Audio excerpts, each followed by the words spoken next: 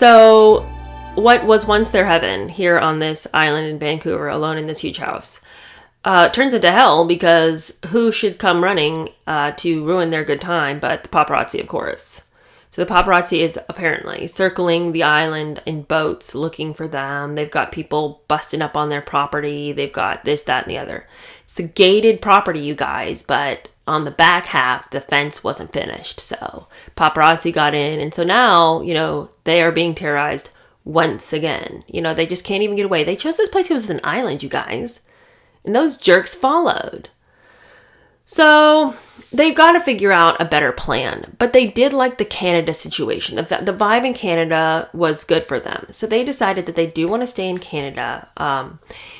But Meghan says that the real reason they just didn't want to be in England anymore is because the Royal Rota is in England.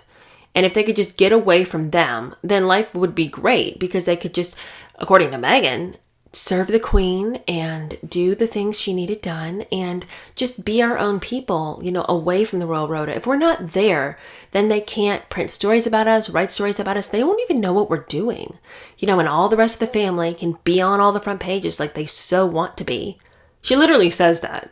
Like, that's not even me exaggerating. She's so bitter about her place in the hierarchy that she's infuriated that anybody would care if she was on the front pages. But that's the way it's set up. Like, why are you continually surprised that this family is like nothing you've ever seen before? Because this family is literally like nothing else that you would have experienced or seen. So why do you keep being shocked that the customs are strange? Anyway, she says, if I was in Canada, they could just be on all the front pages and they could just have it the way they wanted it. Okay, but Meghan, there's internet now. So it doesn't really matter where the Royal Rota is. If you're the story, they'll get it. How could you be so dumb? Like, that's what I'm saying. Like, she just says these wild and stupid things. Like, well, we wanted to go to Canada because that's not where the Royal Rota is. So if we weren't near them, they couldn't write stories about us. Do you know what year it is? Do you know what decade you're living in? What century even? Come on. Okay, well, that leads us into the conversation of how did they land on Canada? Because there had been talk about going to New Zealand. Didn't do that. Then there was talk about them going to South Africa. Well, South Africa would have been a great choice. Haven't we all said, why weren't they in Africa? I mean, that is the land that Harry says is, should have been his true birthplace. And Meghan's over there wanting to build wells all over the place. So it didn't work out. And you know why it didn't work out? There was a couple of internal documents that Prince Charles had and that Prince William had, all about how Harry and Meghan wanted to go to South Africa. And do you know what happened? Somebody leaked those documents to the press. So then it became this whole issue and this whole public debate about whether that was a good place for them or not. So, I mean, obviously they can't go there now that there's a public debate about it. Now everyone's weighed in. Now everyone's spoiled it for them. So, couldn't do that. And it's like, Harry, who do you think leaked that document? What purpose and point would your father's office or your brother's office have in leaking that document? Meghan did it. Meghan doesn't want to move to Africa. Meghan leaked that document, man. And to that point, this entire documentary, you can see real pain in Harry's face. When Meghan's talking about her distress, he is visibly nervous and upset about it. He's like, he's doing like a lot of like fidgeting with his hands. He's doing like a lot of self-comforting gestures. Like he does the same things over and over while she's talking. It's like he's trying to make it better for her because he believes she's truly in pain, and her pain legitimately is upsetting for him. And he really believes that Meghan is his mother 2.0, and that if he doesn't do something, he's going to lose her. He's in that place intellectually and mentally, and so for him, this is very scary. So for her to keep pushing this narrative that they are in danger, that she's really upset, he says, I wasn't as upset about this as my wife, but she's really upset. And it's like, if she could bring the temperature down, their house could actually be so much more peaceful because he's learned to live with it. He doesn't like it, but he's learned to live with it. She came in and she's essentially told him, how could you lose your humanity like this and learn to live with this? You should be angry. You should be upset. Let me show you how to be angry and upset and anxious and scared all the time. Follow my lead. And So I think the tragic thing for me watching this documentary is how upset he truly is and how much he actually believes this. And his pain and his fear is palpable. Whereas when she tries to play on her pain and her fear and her anxiety, you don't even believe it. Like, this is the worst acting job she's ever done. The worst. It's kind of shocking to me that she made any money as an actress at how badly she sells the narrative that she's scared, that she's upset, that she's worried. Whereas Harry legitimately seems very upset, very petrified, very agitated and angry and indignant that this is happening to his family. Anyway, back to the whole, like, what are we going to do? Let's move to Canada. Harry said that he wanted to move to Canada just for a minimum of 2 years, just to kind of let the whole media storm blow over. And he and Meghan wanted to do all kinds of stuff for the royal family, and they were going to do it in a private capacity. They were going to still work on charities that mattered to the royal family, but they were going to do it for free. And he keeps painting this picture that it's like, okay, but who would disagree to what you're saying?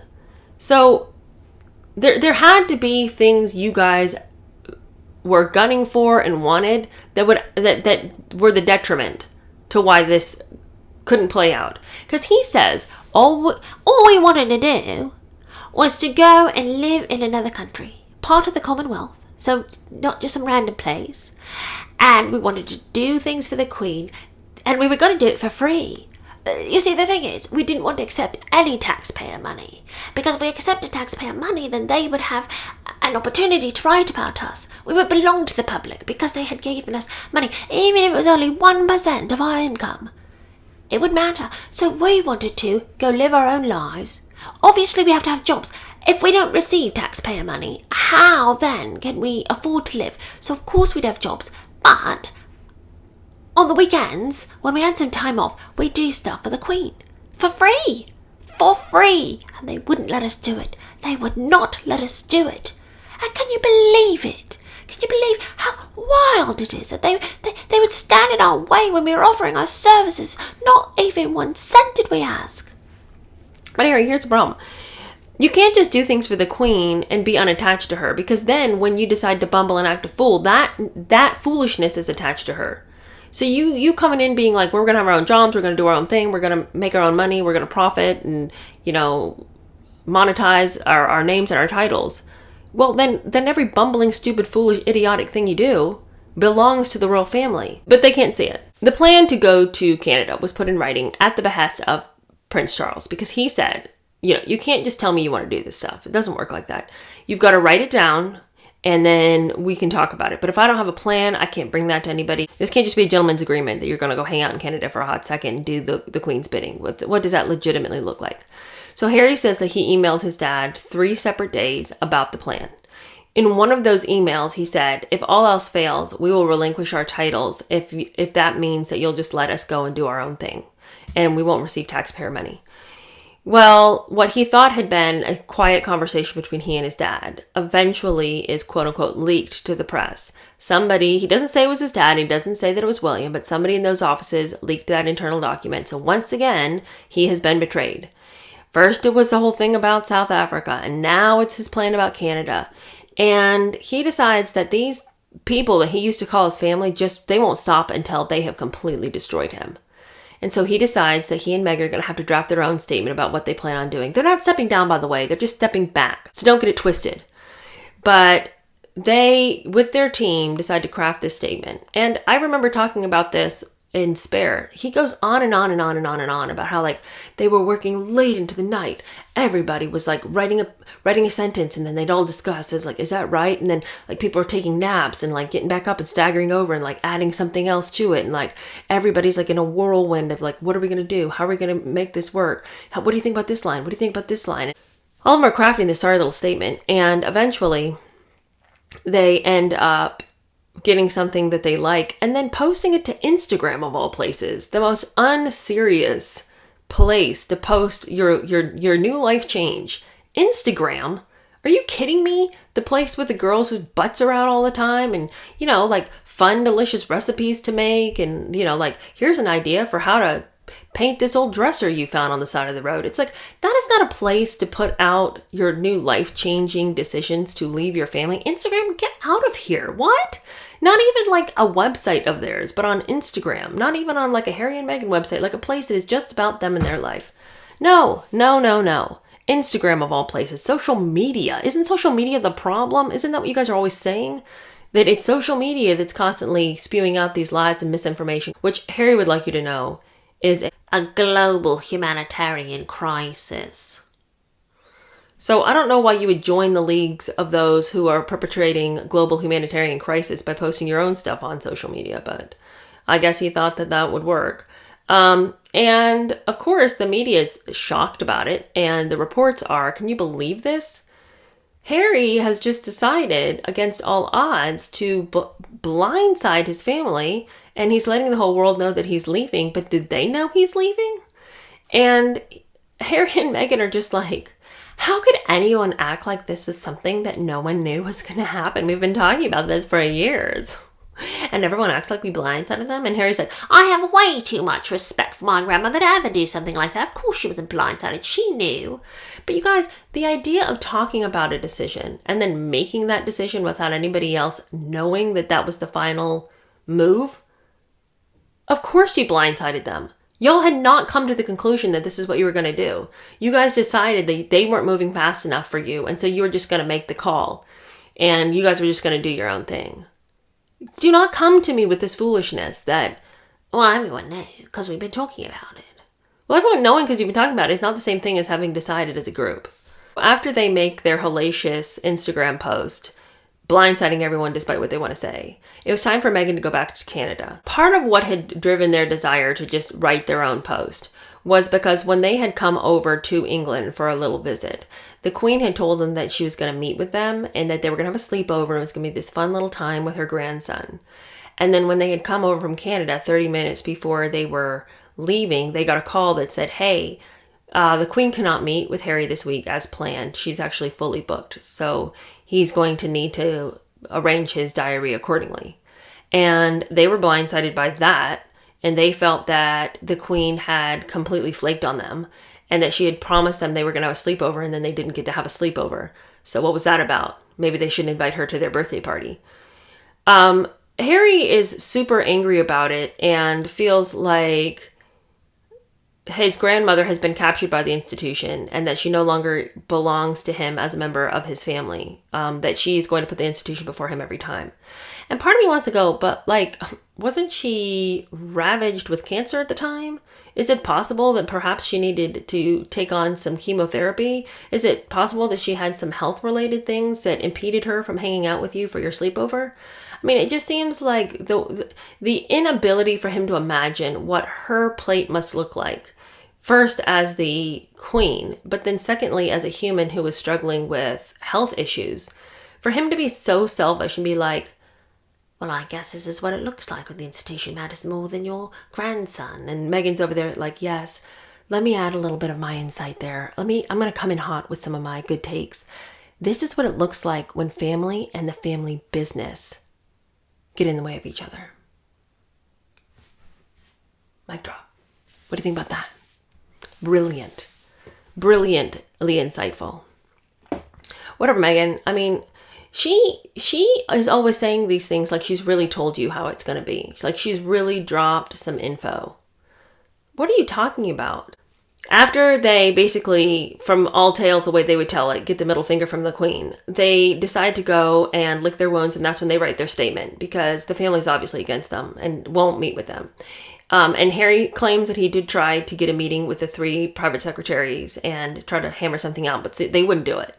So, I mean, he'd done everything he could do. His hands were tied. I mean, it was either make his own post on Instagram or, live in hell. So what are you going to do? So he posts on Instagram, Meghan has to go back to Canada to be with Archie.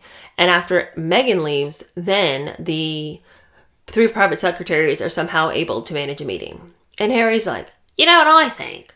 I think they didn't want you there, Meghan. And it's like, yeah, no, duh, they didn't want her there. And Meghan's over there like, I can't believe that as a mom and a wife, and as the principal character in this whole drama where I'm the one that's being persecuted every time I turn around, I can't believe that they would do that to me. I can't believe that they're hedging me out of my own life and the decisions that belong to my life. It's like, okay, but Meghan, you are such a difficult person. You won't let us know that. You won't tell the people in the documentary that you're a difficult person. I mean, honestly, who would? But none of this makes logical sense. Why are you asking me to take these giant leaps of logic with you? These people would just suddenly, for no discernible reason, just hate you so much that they're trying to ruin your life. They won't meet with you to your face. They won't have a conversation with you.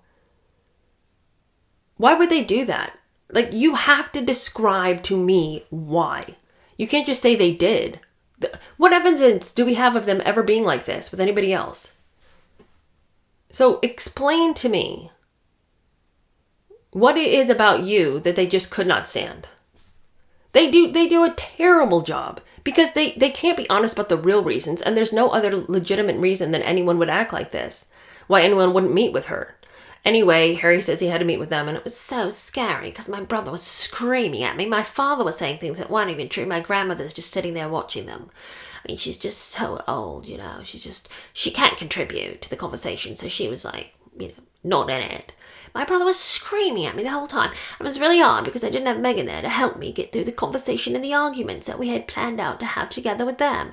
And I had to remember everything. It was really hard. Well, okay, he says that they gave him five options, and that when he chose the middle one, which was like half in, half out, they were like, sucker! There's not really a third option. It's only in or out, and you're out, man. He says no real conclusion was ever reached at the end of that meeting. Everybody just left feeling really bad. And his dad was a liar, and his brother was a bully, and his grandmother was a doddering old fool. So, unfortunately, his family sucks. And, you know, he says the thing that's the hardest for him about all of this is how his relationship with his brother was ruined. Plain and simple. His relationship with his brother was wrecked, and they'd always been so close. And, you know, he says, there's a part of me that understands that, you know, the institution is his inheritance. Of course he has to defend it, but I always thought the blood was thicker than water. I suppose not. And then a news report comes out after he has been, according to him, bullied by his brother. Bullied Meghan, bullied him, bullied them to the extent that they had to get out of there. He's already said it. Then apparently a news report comes out saying the same thing, that William bullied them out of the family. Now, where would the news get that story? Isn't the media in league with the evil father and brother, the doddering old grandmother? Doesn't the media work for that part of the family? Not for Harry and Meghan. Never. They never write a story about Harry and Meghan, defending Harry and Meghan ever. It's always what William wants. So then a story comes out that William's a bully. How did they get that story? Why would the media run a story like that? So, according to Harry and Meghan, a statement was put out, a joint statement, with Harry and William having signed off on it, supposedly, addressing the fact that this story is all falseness. Nobody believes that William bullied Harry out of the family. Nobody believes that in the whole family. And that both Harry and William are very upset that the media would make up a lie like this, and that nobody feels this way. So Harry is infuriated because just within hours of the original story of William being a bully comes out, then the royal family hops to it and defends William and says, that's not true, no one believes it.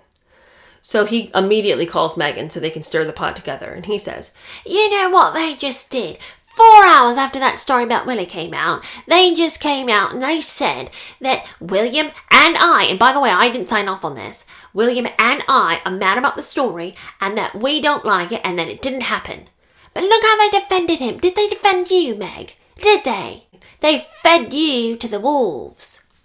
But the problem is that, well, Meghan is supposedly busting up in tears about this, about how the royal family would never defend her, but at the blink of an eye would defend William. The problem is that I don't believe it, and neither should you. Why would the media publish a story about William bullying them? I mean, we had heard stories that they weren't getting along, but never that he had been bullied. Harry's the only one who has consistently given us the narrative that William was a bully to him. And of course, in his book, he writes about how the fact that, you know, William came and pushed him down and scratched his back and broke his necklace. And so if there's been a bully narrative, that's been Harry's story. Of course, Harry leaked that story. Now, did the royal family hop to it and cover that story up? Yeah, probably. But in Harry's defense, because does Harry really want stories out there that clearly have originated from him when his whole problem is that he says that the royal family is leaking stories? This was as much to his benefit as to William's benefit, to cover that story up and say, hey, none of that is true. Because obviously Harry leaked it. You know, if we're talking about everyone's in the business of leaking stories, and so then Harry leaked that story. And the royal family did him just as much a service as William by saying that one's fake. That didn't happen. But see, Harry's mad because he wasn't able to play the game. Oh, Lord. And nothing Harry says makes any sense, because he says that everyone wants to blame Meghan for the fact that they left. He says, I've seen pictures where I'm standing there, I'm drawn like a dog. Meg's standing next to me, I've got a chain around my neck, she's got the leash. And they're trying to say that Meghan is the one that is controlling me. But, actually, I'm the one that made the decision. I'm the one that said, we're getting out of here. I'm the one that packed my family up. I'm the one that told my wife, let's go, we're going. Get it together, we're out of here. But you know what this is? It's misogyny at its best. Them showing that picture is misogyny. I thought misogyny was when the man thought he was better than the woman, and he called the shots, and he's the one who made the decisions, and he's the one that basically had a boot on the neck of the wife and children, and whatever the macho man wanted was what he got. Isn't that what misogyny means? If Meg's the one holding the leash and he's got a choke collar on his throat, wouldn't that mean that she's the one in control? And if she's not the one in control, then you running around telling the whole family what they're going to do and no one has a choice, and you're the one that's making these big moves for the family without her insistence that it happen, or seemingly, according to Harry, without her colluding with him that this should happen. Wouldn't that be misogyny? Does he know what the word means? Okay. Continuing on. The media, of course, characterizes this as Megxit, and we get a lot of talk from the talking heads that are really worried about racism, that this just shows the unseriousness of the tabloid media. And it's like, were you looking to the tabloids for seriousness? The way they use that term Megxit, that just shows how unserious the tabloids are. Wow, what a genius. Finally realizing the tabloids aren't a serious means of journalism. Tell me something I don't know.